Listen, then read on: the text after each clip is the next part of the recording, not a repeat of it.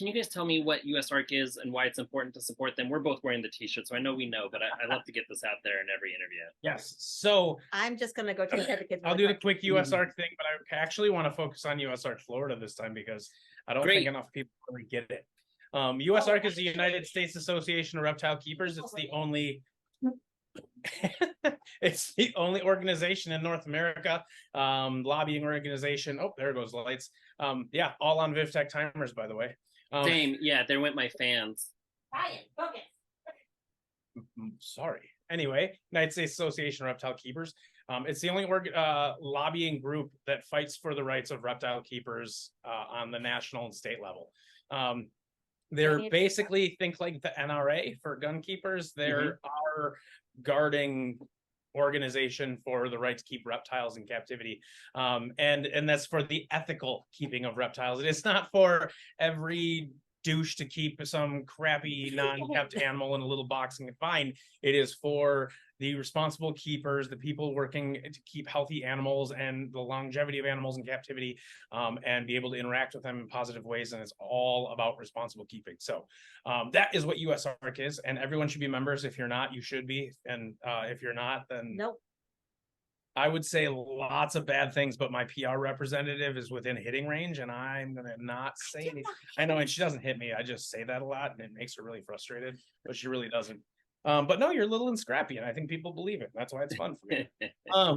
No, so anybody should be a member of USARK, and the reason really comes down to if there is, for some reason, a lawsuit or a federal ban and we have to sue the government in order to get our animals back, there are things like that can happen where the members in the last lawsuit with the large snakes, the members of USARK were allowed under a conditional something. I can't remember exactly the terminology, but basically we were allowed to, members of USARK at that point in the lawsuit, or up to a certain point, were able to ship the pythons across state lines, but basically only if you were a paid member. You were exempt from that ban until the end of the lawsuit, when it was going to, USARK was going to basically. So basically that was a huge benefit for somebody to be a member, and you couldn't even pay the day they said that to do it. You had to have been a member at the prior to the certain date. So that's one of the reasons why it's important. The other reason it's important is it really is the way that you do support USARK. I mean, you can do it on a $5 a month auto pay and just set it and forget it. And I mean, I understand finances are tight for a lot of people, but even when I was like scrapping in college, I don't think I would have noticed a $5 here or there. I think there's ways you can find it, or otherwise, even if you can't, then just watch USARK, be on the Facebook page, follow the website, be on the emails, send in letters, no matter what state you're in and no matter what state it's for, because at some point it's going to be your state and you're going to be asking people around the country to help you too. So do the same thing. Now on to USARK Florida. USARK Florida is a separate entity, but a working organization with USARK, focused on spending all of their money specifically in Florida. And why does that matter? So a lot of people are like, well, Florida doesn't really matter to me. I mean, we're literally in Illinois, you're in California. Yeah. Florida, nowhere near us.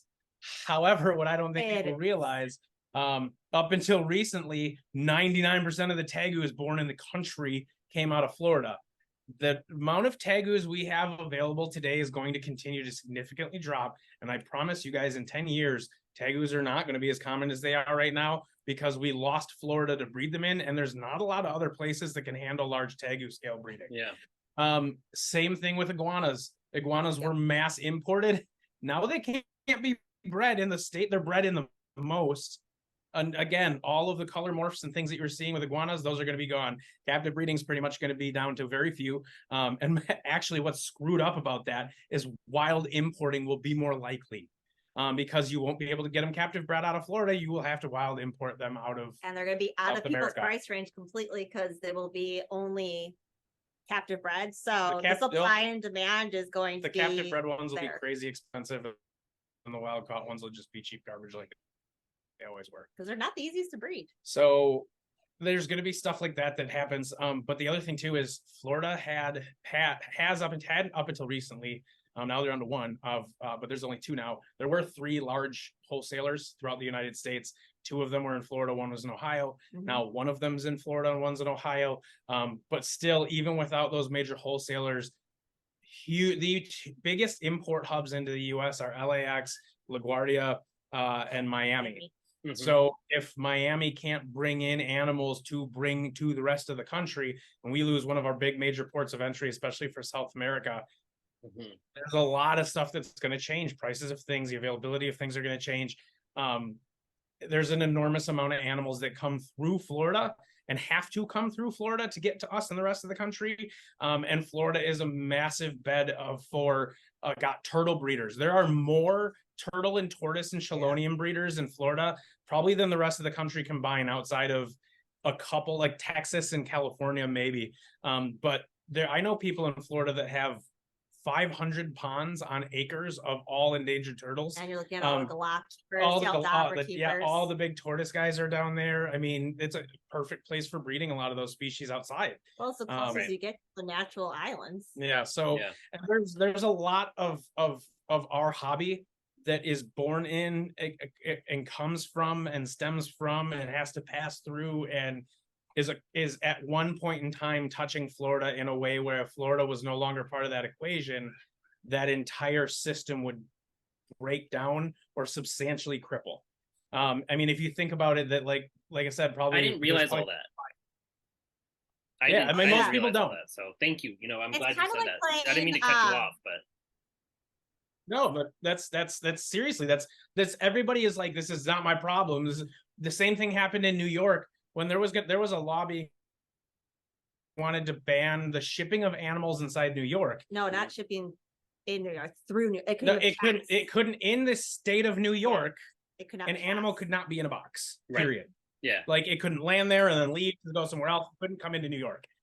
Again, people were like, no big deal. It's one tiny state, except at like you're saying, New York. LaGuardia, That's where a lot of Europe comes in. Like there's a lot of stuff that comes in through there. And again, when that stops, it makes it also the more East difficult. Coast hub. It's also a big East Coast hub for places. So it's going to those places, all of those major import hubs around the coast, any of those states that are coastal, where those big imports come in, where animals come in from other countries. Texas is another one that coming up from South America, California, Seattle, all of them. Atlanta is another big one for importation. So like those guys, as much as you don't think about it being important to your daily life, they are important to how the hobby rolls itself together and works.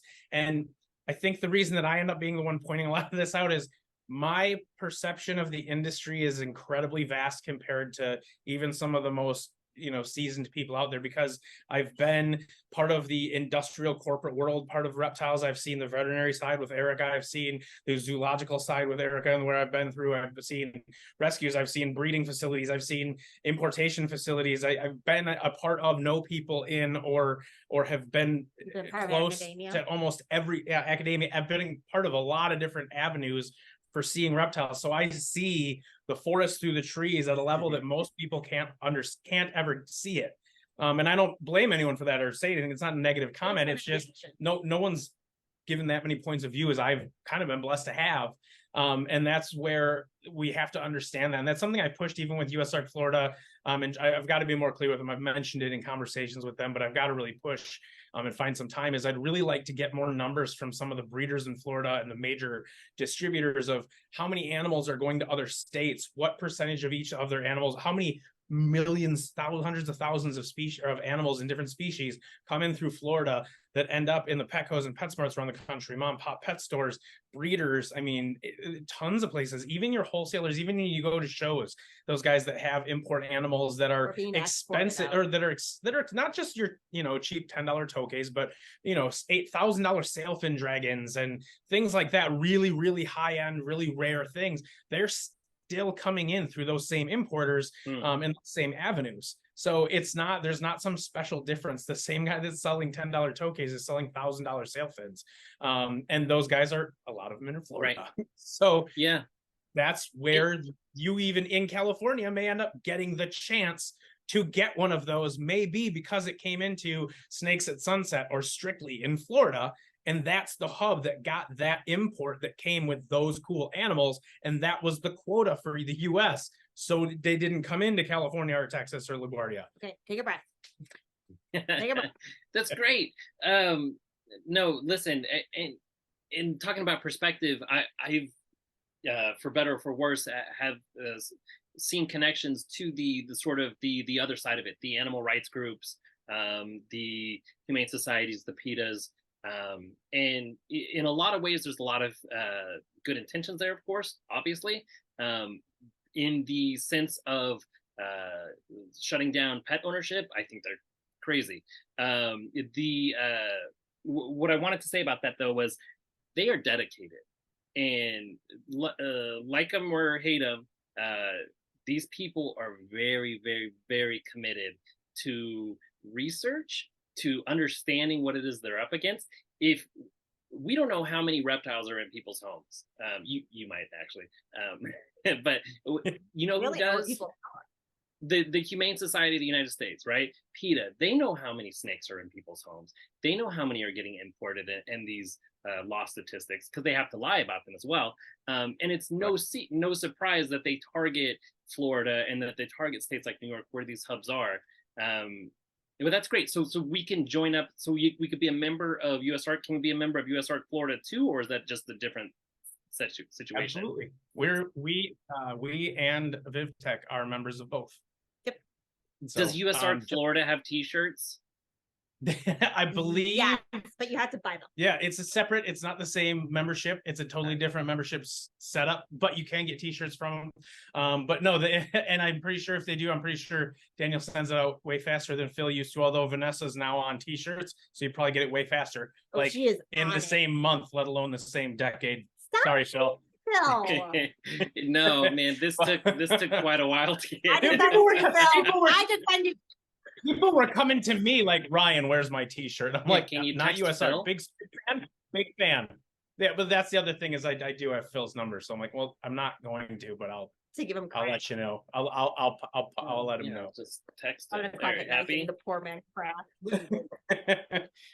Yeah. But no, when it comes to USARK, the easiest way to explain it to people, honestly, why it's important is part of the game 6 Degrees from Kevin Bacon.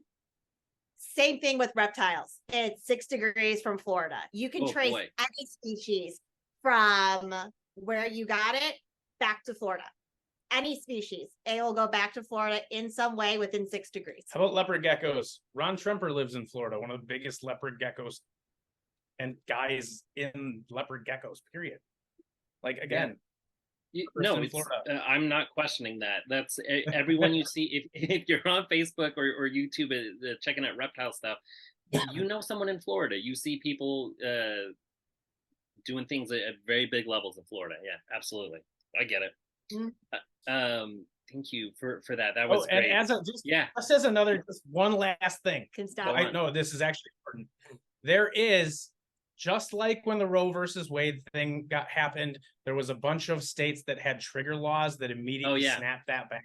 Oh yeah. That BS. Same thing with Florida and exotics. There's a specific point where when they cross a line, 17 other southern states immediately snap trigger laws banning specific exotics, and some of them, all of them. So just be aware of that too, that Florida may not affect you unless you're literally 1/3 of the country. Yep, Texas. Hi guys. It's mostly southern states. So, and that's I noticed that it goes across the political spectrum too. You'll see people trying. If you're on Facebook long enough, everything turns into an argument about which president is the worst ever. But on Facebook, everything turns into an argument. Yeah, and in reptiles, I've noticed the same. Oh, USARK, all these lawmakers, but it's both sides. It doesn't matter there because it's influenced by the activists. So some of them go to it with the motivation of money. Sometimes they go to it with the motivation of commerce. Sometimes it's animal rights focused, and they try and appeal to a bleeding heart or something. So they're committed. If Florida's governor can literally just say, you know what? Screw the agricultural laws, and actually actively hurt the agriculture in Florida, which is one of their big money makers, and actually actively hurt their agriculture while, simultaneously, screwing over wildlife and reptiles and things like that. what makes us think that they're going to care about reptiles as imports? They're not. We have to make them see why this is a valuable industry. Because he actually even said, like, yeah, screwed them over. They're going to hurt. Sorry, guys. Like, we have to give them a reason to care. And it's not that they're never going to care. We have to give them a reason to be scared to do something. We have to give them a reason They to have care. to be scared to lose their office if they, we have to be loud enough. Sorry, I should have. Where they're afraid to lose office if they don't abide by the loud voices. We have to be louder than the grannies that want their golf course and grandpas that want their golf courses and that kind of crap, because it's a bigger thing than that. But that's what's have fight down there. And their entire board of Fish and Wildlife in Florida is all on this. They're all on real estate boards as well. Right. True. Yeah, it's highly corrupt. They're not the only corrupt state or local government. We live in a little. Yeah, I lived in Chicago for a little bit. It was cool. It was cool to know that there's only been like 3 mayors in Chicago's history, and they all have the same last name. That's an exaggeration. Were voted for by dead people. Yeah. Yeah. That's how popular they are. Exactly. We just vote multiple times. It's fine. Yeah. That never happens.